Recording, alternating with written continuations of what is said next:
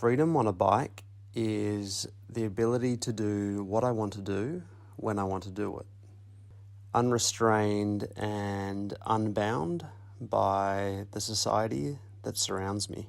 I was lucky that somebody came to me out of the blue and offered to buy my business off me. I was 52 and I just suddenly had this golden opportunity. I'd been worrying about how I was ever going to stop work anyway, but suddenly I had a reason. The business was gone, I was free. But I was only 52 and I knew I needed to do something to fill in the time.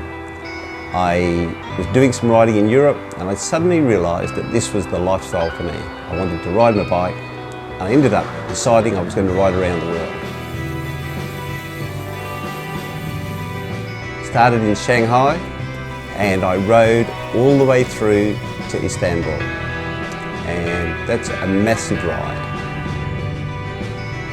The change in my life happened pretty quickly. One minute I'm working really hard, and the next minute I'm literally doing nothing. The minute I started riding my bike, I was away. I knew I had a purpose then, and it's a long way. You think about riding around the world, it takes a long time to get there, but you just creep away at it. You meet some amazing people on the road doing it as well, but it's the best thing you could do. And that was sort of the feeling the whole way along on the bike. I didn't have one instance on the bike where I felt threatened, felt in danger, or felt that something was going to happen. So I think the bike is the key to accessing different cultures. They understand you, you end up understanding them. Without the bike, you're just another tourist in a car. With a bike, you're almost part of the community. It feels like meditation. It feels like I'm able to just zone out and suck it all up. I think cycling has been of great benefit to the family. As the boys were growing up, Brian worked very long hours, so he didn't have the close relationship that I had with the boys. So once he retired, it became something that they could do together.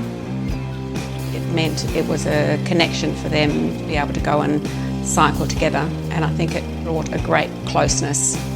Brian got to know the boys through cycling because they just spent hours on the bikes chatting to each other while they were riding and had quality time together.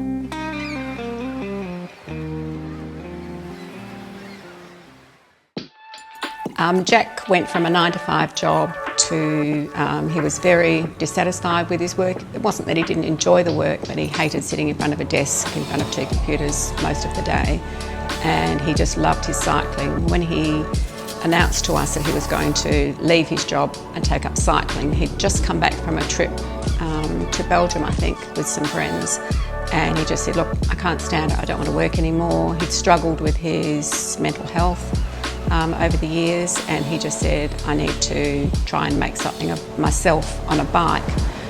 As parents, we had no idea how he was going to do that, but he just kept saying, I'm young, I need to do it now, I'll regret it if I don't do it. So we just pretty much gave him our blessing and said, you do what you need to do. And off he went, and he hasn't looked back. He's sets himself these challenges, which for us is terrifying. We can't be with him. So it's lots of sleepless nights for us, which he possibly doesn't realise. We're worrying about him, we're in contact with him or his crew. Most of the time he's riding. Yeah, we find it quite stressful, but then it's very satisfying knowing at the end that he's completed his challenge. Mentally, he's fantastic. He seems to have created a wonderful life for himself. It's created huge changes, I think, in his life as far as his mental health is. He's just a content, happy, satisfied person, loving what he's doing with life, and what more could you ask for your child?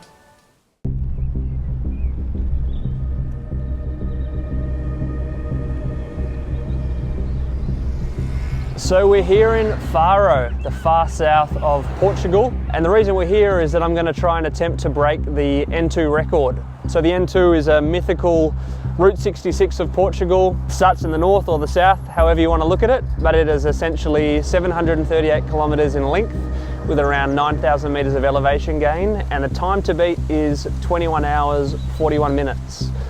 Most people normally tackle the record from the north because the north is generally the hillier part. But due to a large low pressure system which is sitting off the west coast, I've made the decision to actually set off from the south, hopeful of better winds and less rain. So in 12 hours time, 8 AM on Friday morning, I'll be setting off in search of Chaves, hopeful of breaking the record and hopeful of good weather. All right, we're here at the beginning in Faro. 738 kilometres awaits me. It's 8 AM and we're about to kick off. Looking forward to getting on the road.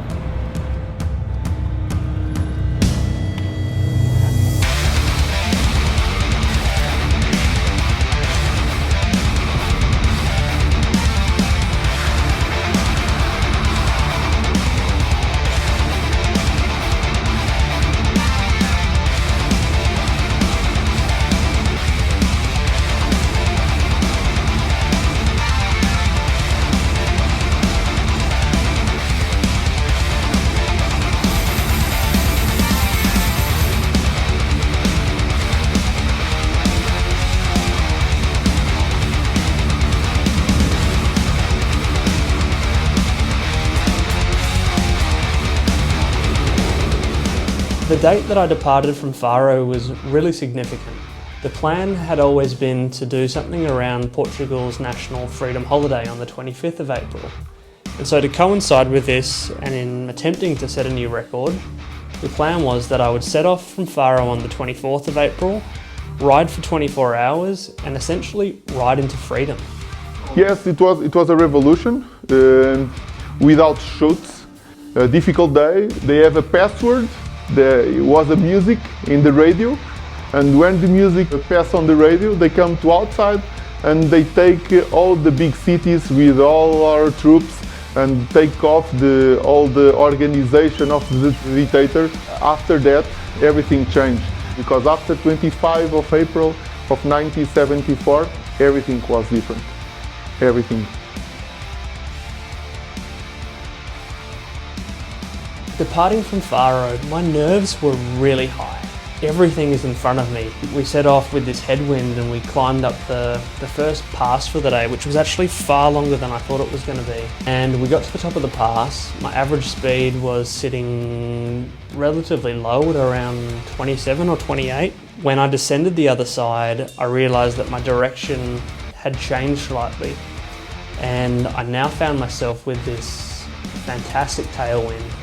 And although I had a tailwind, my power was super high for this type of ride. The first 15 hours, I normalised 324 watts, which is massive.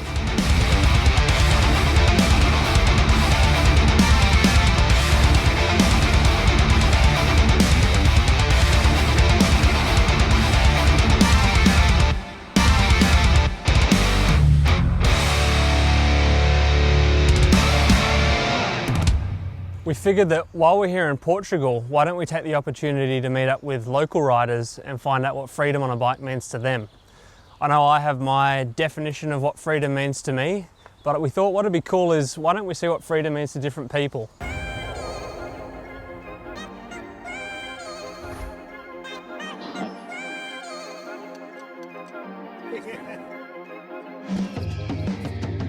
My name is Gustavo. My friends call me Danger. I've been into cycling world from I think 1997 with mountain bikes. Then I stopped for a few years. I started riding fixed bikes, and then I discovered the wonderful world of gravel and road biking. Freedom on a bike, it's go out in the morning and arrive at 8 o'clock in the afternoon, riding 30 or 100 kilometers, meet nice people in the path, eat nice food, drink some beers, enjoy good coffee. But at the end, the good part, the freedom part, is to go ride your bike wherever you want, wherever you can. There are two things. One, I can disconnect from everything. I'm only with my bike, I can ride and focus on my things. As you know, so if I have a hard day, a difficult day at work or something like that, When I go out and ride my bike, I can think about everything, and at the same time I can disconnect and enjoy the freedom of riding without thinking where I go or where I should go.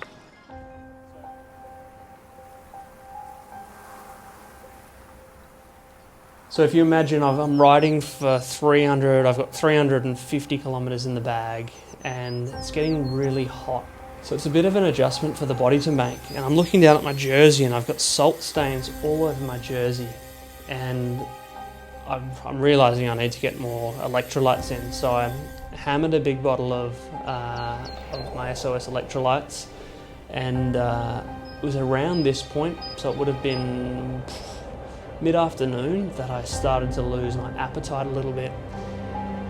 And for a challenge like this, I would almost say the challenge is in managing your food intake more so than it is pedaling the bike. When an hour goes past and I haven't eaten what I'm planning to eat, the number of calories I know I need to eat to sustain a certain performance, it becomes a really slippery slope, and it's difficult to actually make up calories when you fall behind. So anyway, I fell behind in the afternoon and I noticed my power dropping off.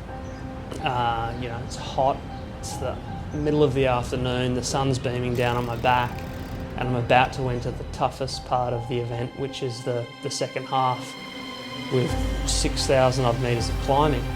I've looked at my coach Zippy, who's in the car, and he said, "Mate, you need to eat." And I looked at him and I just said, "Mate, I can't eat. My body's not wanting to take in the food." And anyway, I managed to sort of get some food in, less than I should have, but enough to sort of sustain myself and continue pushing forward. And we found ourselves entering into the night. So yeah, interesting. My name is Zippy. I've been working with Jack as his coach and nutritionist for about a year now. I guess in addition to being Jack's coach, we're also we're very good friends off of the bike, and we spend quite a lot of time together. So I think that relationship is really important. So while Zippy's my coach, he's also a really good mate of mine. And, cycling aside, we catch up regularly. We'll go out for dinner, we'll grab a drink, we'll go to the river for a swim and just talk about life. And I think this relationship that we have is pretty special. So one of the key metrics that we were watching for this event was food, or in particular the glucose intake during the event, trying to fuel the ride as well as possible. We had the live monitor from Super Sapiens, which worked really, really well. But one of the things that we noticed early in the event was he just wasn't eating enough.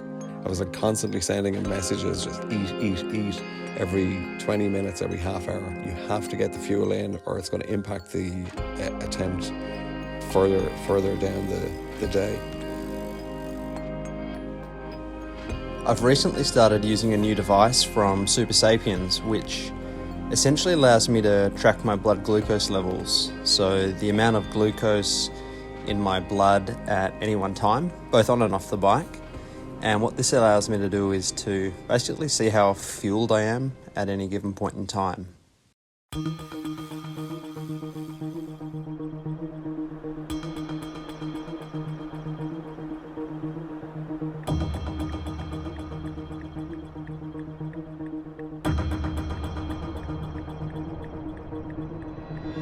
I really, really enjoy riding in the night for a number of reasons. It's strange because in the nighttime you can't see anything. All you see is the light in front of you, the flashes of cars, but I think it's kind of cool because it becomes a bit of a sensory experience, and rather than seeing things, you hear things and you smell things, and it's different, it's cool. And I find when, for example, you're climbing and you have a lot of climbing to do, by actually climbing in the night, because you can't see the mountains, you sort of forget you're climbing. So when it got dark, it's Some of the descents were amazing, because you imagine like you're in the middle of nowhere, there's no lights anywhere, it's cloudy because we had a little bit of weather around, and I've just got my front light on, lighting up the road in front. I've got the car behind me with the high beams on. And you're coming around the corners, and although you can't see what's round the corner, you can see that there's nothing coming the other way because there's no lights coming. And just being able to hook into those corners and sort of like take them on the edge in the night, like an incredible feeling. It feels like you're going so much faster in the night as well, because everything sort of happens quicker because it sneaks up on you. At the same time, like I'm enjoying this climbing, but I'm looking down and seeing my average speed drop, because obviously I'm not moving as fast as I was on the flat. And mentally this played with me a little bit, because I thought, you know, I've got 300 odd kilometres to go, my average speed's dropping, like I really need to pick this up. It started getting really tough.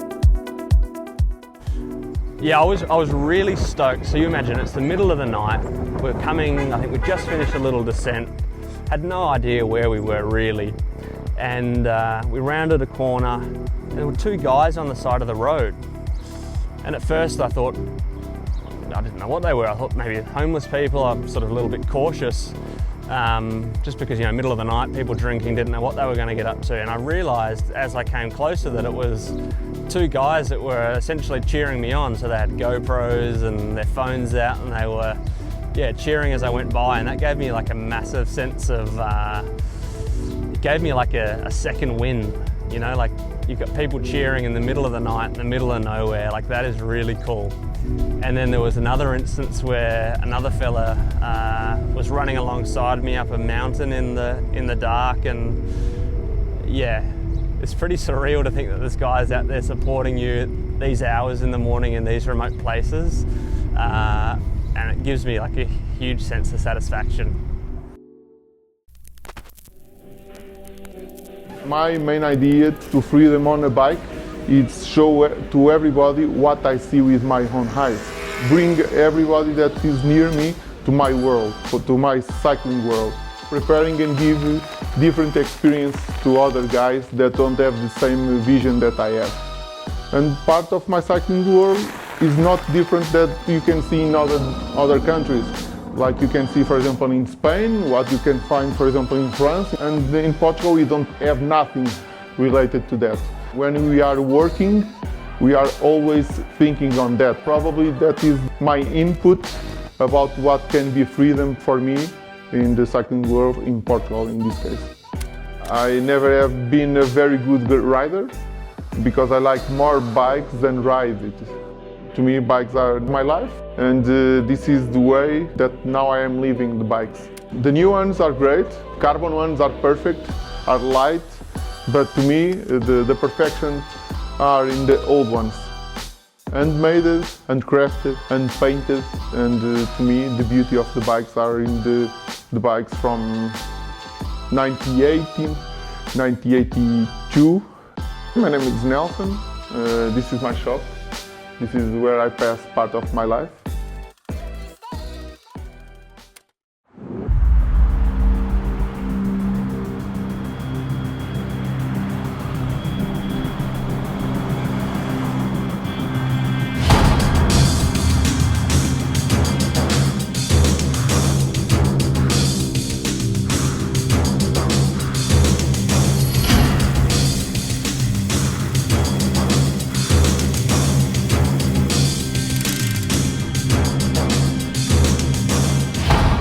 Obviously, in what I do, there are risks involved. It's not normal to stay up for 24 hours riding a bike, and partway through the night, I noticed myself almost falling asleep on the bike. I made a conscious decision that I needed to take a very short sleep. So I jumped in the car, had a very short sleep, and found that it was so comfortable I was struggling to get back out. But anyway, we got back out, hit the road, it was cold. There was a little bit of rain, so the roads were wet and we were descending at this stage. Finished this descent and started the second last climb of the day, and I was really tired.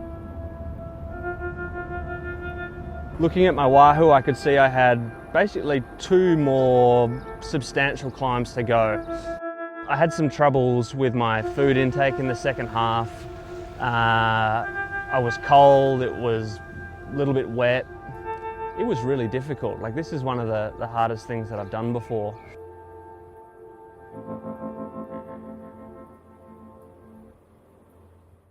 Growing up, I used to love surfing. Me and my brother would get home from school, have a quick snack, throw on the wetsuits, and we'd be out the door.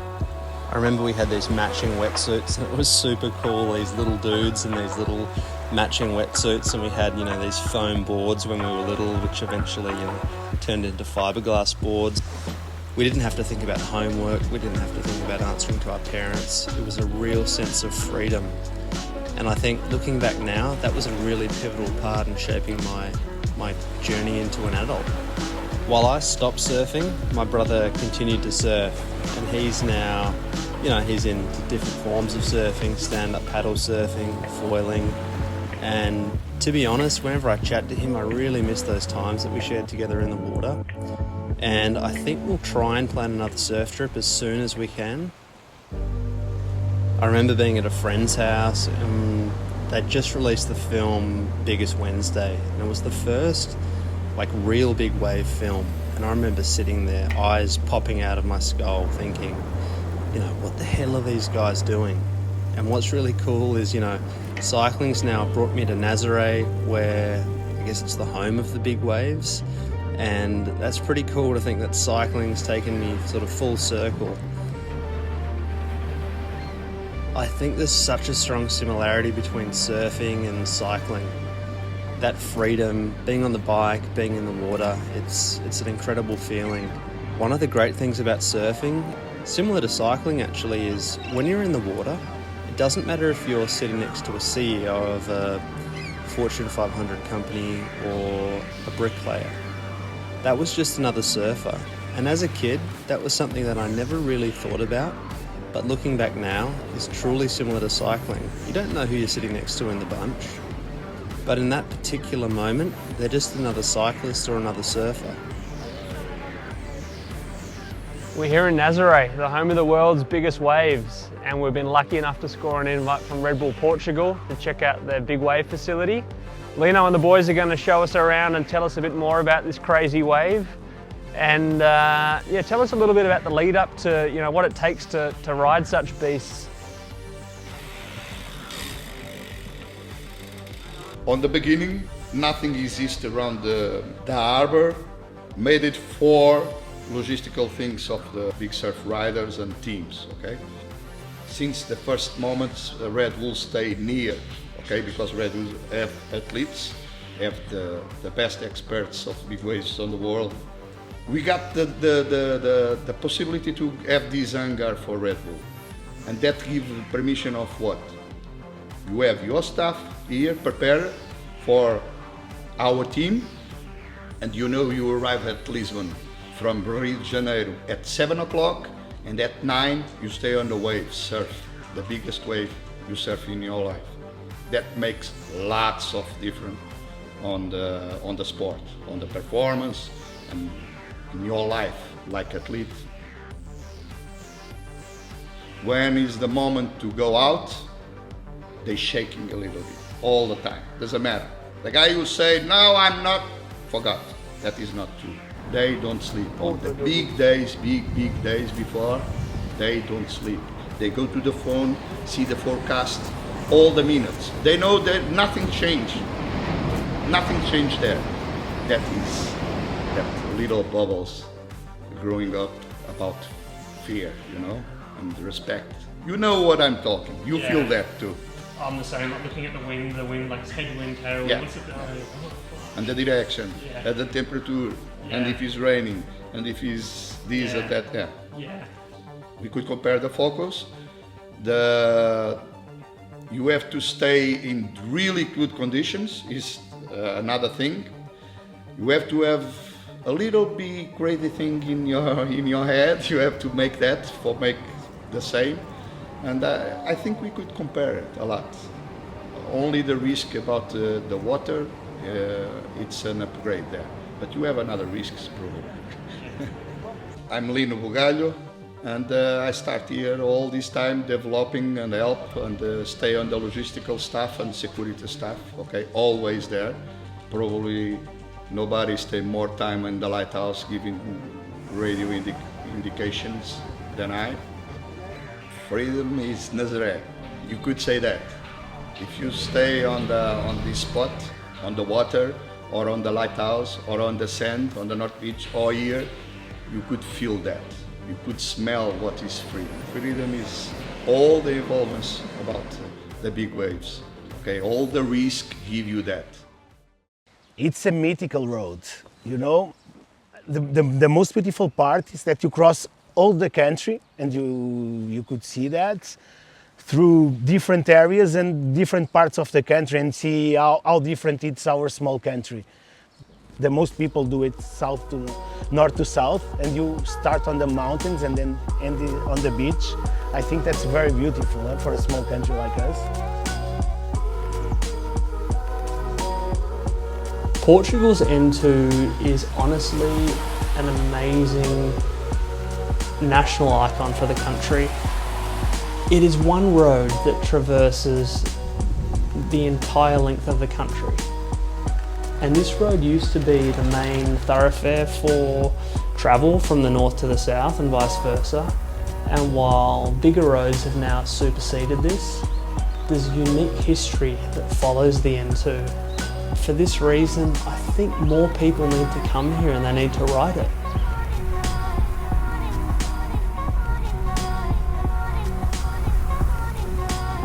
The end was so close, I could taste it, but I was also worried that there was still a long way to go. Anyway, we pushed on up this second last climb. I was looking at my clock and I could see, you know, sunrise was coming, and looking out to my right side, I could see, you know, the sun sort of breaking through the clouds. And I think the fact that the night had finished and the day had started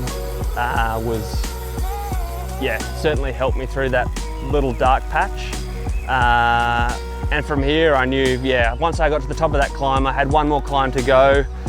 I descended and set up on the last climb and could see the boys in front. They were pretty excited in the car, just knowing we were coming to an end. I think everyone was pretty hungry, pretty smelly and eager for a shower and some proper food. And yeah, that final descent down into Chaves was awesome. The sun was out.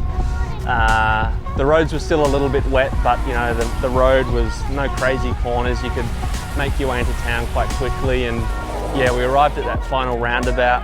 The whole team was there, and yeah, it was good. It was a little bit emotional to have finished, and yeah, I gave my coach Zippy a big hug, and yeah, we just sort of reminisced on the last 24 hours. It seemed like, it felt like we'd been on the road for days. Just the landscapes we'd passed through and the things we'd seen. It's hard to comprehend that it was only a day ago that we'd left. But yeah, it's always a nice feeling finishing these things. Yeah, the time from the south to the north, like, it was considered incredibly quick, and I think the fastest time previous to this attempt was around 28 hours from the south. So yeah, we knocked a good chunk of time off that. So happy days. Came to the hotel, had a shower, called loved ones, and yeah, we all sat down and enjoyed some breakfast. It was a nice way to finish the event.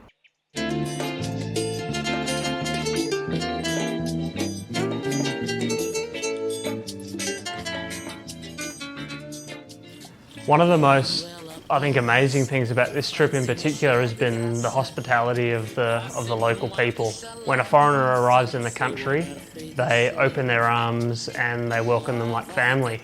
And how true that's been. We've had a great bunch of guys here in Portugal that have taken us all over the country. We've been to amazing restaurants. We've had chance encounters with people who we never would have interacted with had it not been for the bike. And yeah, I think going home to Spain now, the whole team of us here will leave with memories and things that we'll cherish for a lifetime. And that's one of the special things about travelling by bicycle is, yeah, it's essentially the people you meet and the chance encounters that happen along the way. Meus olhos vão atrás dela até ver da rua ao fim.